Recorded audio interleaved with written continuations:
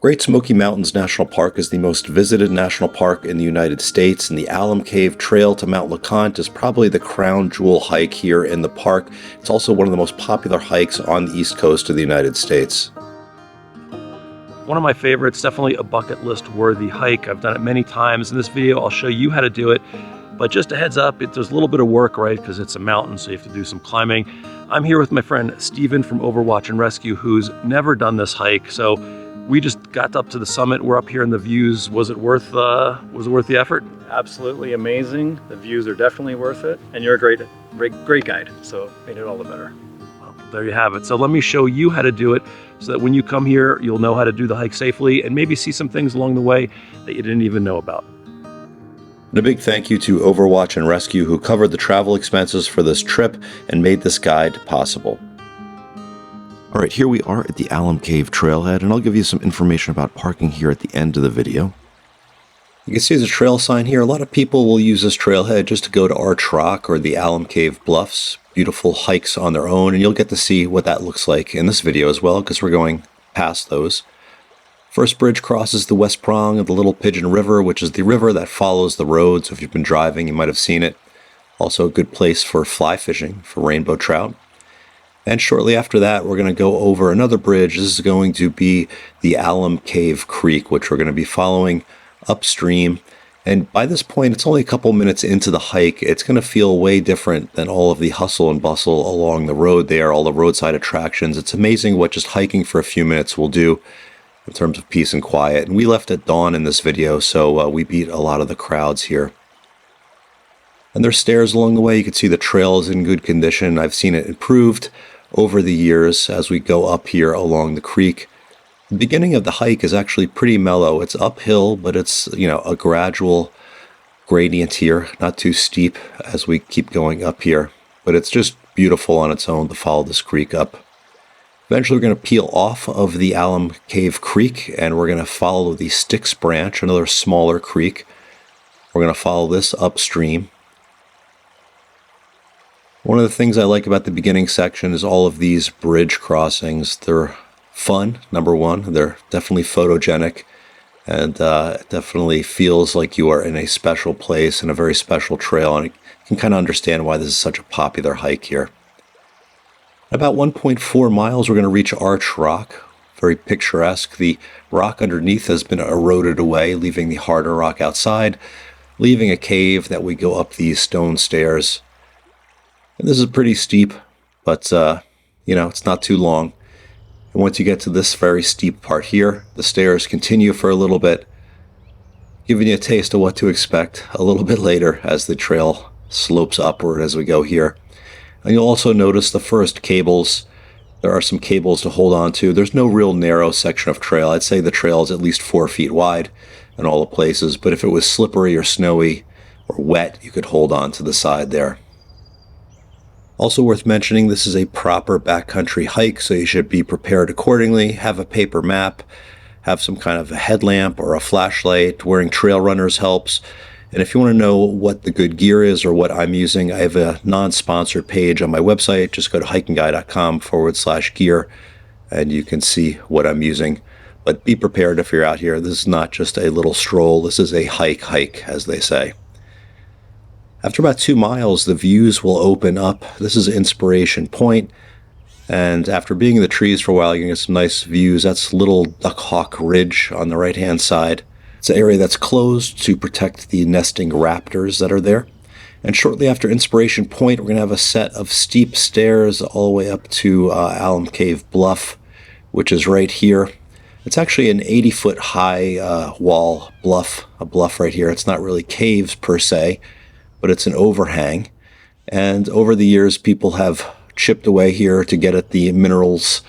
They make gunpowder from this cave, but it's a great place just to stop, take a break, and rehydrate, have a snack, peel off a layer or put a layer on, depending on the conditions. And then we're going to keep on going past the bluff here, and you can see there's a sign, 2.7 miles up to the summit. Now, the next section is pretty steep. There's no getting around it, as I said earlier. One of the nice things in the beginning here is you get a nice view of Little Duck Hawk Ridge, once again, that's where the raptors are. That's all closed to humans right now, but it's nice to look at. And then right after that, we're going to have a series of these stairs that go up along the rock walls here. And there's some handholds there. If it's wet, the water will seep out of the rocks. Usually it can get wet, it can get slippery. So just take your time and navigate this steeper section here. Now, after that initial steep section, there's, oddly enough, a little bit of a downhill. It's going to feel great after what you just did. So enjoy it. It doesn't last long, but you will have probably 5-10 minutes of downhill before you start heading uphill again. And it's not super steep here, and there are spots like this where the views open up. You're going to get nice views up to the ridge there. That's the ridge where LeConte is, up top where we're going eventually. Now, while there are steep sections along the way here, we do have tools like this, or features like this, that help go up it. This is newer. I don't remember this from the olden days, but it definitely helps go up there. It helps probably with the erosion as well. And the higher you go, it's going to change in terms of how it looks. You're going to see more evergreens. It's going to have more of a mountainous feel as we climb up. We're about 5,000 feet here. And at this point, we still have about 1,500 feet of climbing, which is what's not nothing.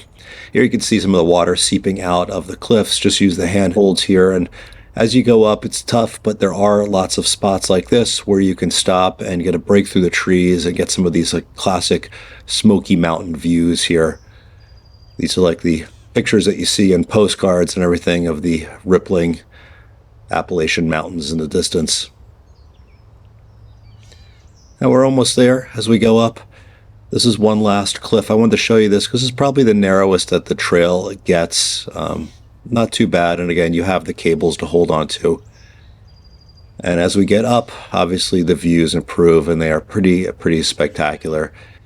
4.5 miles in, the climbing stops, or the steeper parts of the climbing stop, and it gets really flat. It'll be a welcome section of trail here, as you don't have to climb for a second, and you go through a section of these younger Fraser firs that are often used as Christmas trees. Sometimes it smells like Christmas trees when you hike through here. It's pretty nice. And then we're going to reach the Rainbow Falls Trail Junction at about 5 miles in. Now there are different ways to, different trails to take up to Mt LeConte. The way we're going is the most popular, probably the shortest as well.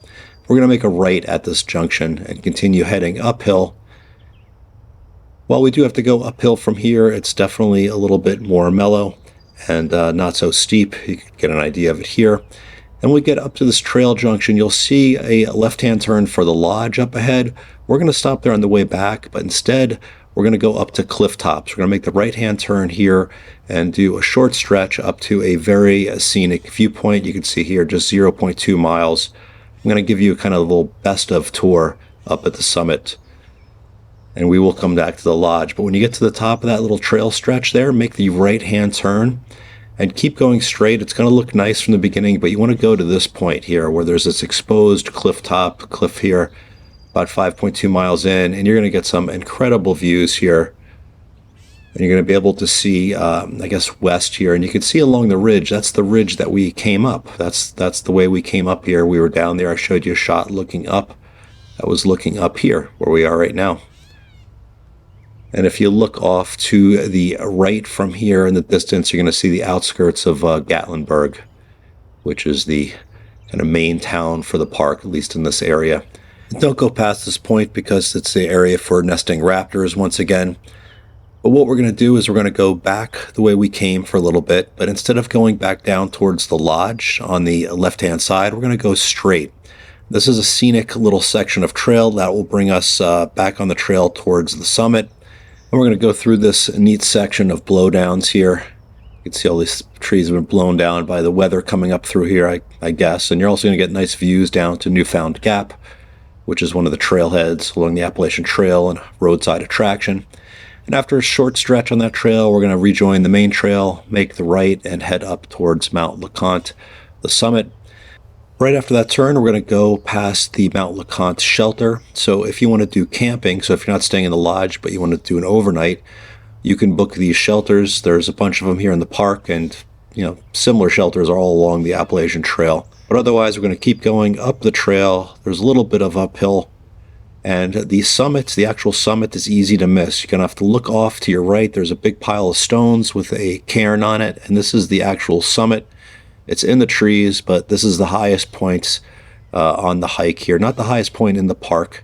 That's Klingman's Dome. But once we get done at the summit here, we're going to continue on to Myrtle Point, which is a much nicer viewpoint. You can see we didn't really see much there. We're going to keep going straight past the summit, and then there's a junction with the Boulevard Trail. We're going to stay to the right to continue the short distance to Myrtle Point, about 0.2 miles. This is a really pretty section. You're going to get some nice views along the way here, and it does twist around at one point, and you can see where we're going in the distance right over there. That's Myrtle Point. And here we are. This is the end of the hike. Beautiful, beautiful views at Myrtle Point, kind of 360 postcard perfect type views of the Appalachian Mountains here. Now chill out here for a little bit and let's head back down to the lodge. The lodge is definitely worth stopping at on the way back because we can grab a snack and some water. We're going to go straight back down, and when you see the sign for the lodge, we're going to make the right-hand turn and head down into the lodge complex here.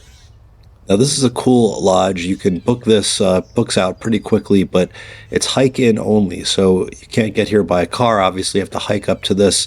You can stay overnight. They give you dinner and breakfast, but if you're just visiting, you can have a look around. There are some picnic benches. There is water that you can drink without filtering. There's also public bathrooms here that are clean and have hand sanitizer.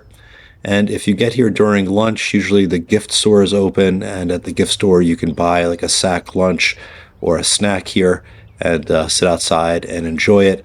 The gift shop's worth looking around. There's also a guest book and a record of all the weather over the years. Really interesting and cool place. If you have a chance to stay overnight here, I would jump on it. I have not had that chance myself, so instead I just visit on my hikes and enjoy it that way. And if you want a version of these directions that you can print or save on your phone or take a look at the map, just search for Hiking Guy Mt LeConte and you will find a written version of this on my website. The hike is located right in the middle of the park, and the trailhead is right along the Route 441, which goes through the middle here from Gatlinburg. You're going to want to get a parking pass before you get here. You can get that at the visitor center from the kiosk any time of the day. Just leave it on your windshield. When you get to the trailhead, there are two parking areas. There's this turnout right here that has a bathroom and a smaller lot. You're just going to make your way to the middle at the bridge, which is where the trail actually starts. You can break the hike up into three sections. There's the first half up to Alum Cave, which is right here. And then we're going to start doing a little bit more climbing up to the summit area. And then once we're up at the summit area, we're going to go to four different places. We're going to go to the lodge. We're going to go to Cliff Top. We're going to go up to actual summit. And then we're going to go to Myrtle Point, which is the best viewpoint, gives you nice 360 views. And then just come back down the way you came. It's going to be about 12 miles altogether. It's going to take most people somewhere between 6 and 8 hours. Thanks for watching, everyone. Hopefully you found this helpful. If you liked it, if you can give me a thumbs up, I appreciate it. And if you have any questions, leave them in the comments. And a big thank you to Overwatch and Rescue for making this trip possible. And a thank you to all my supporters who make all the videos possible as well. I could not do it without you guys. So thank you so much. And yeah, I will see you all out on the trails.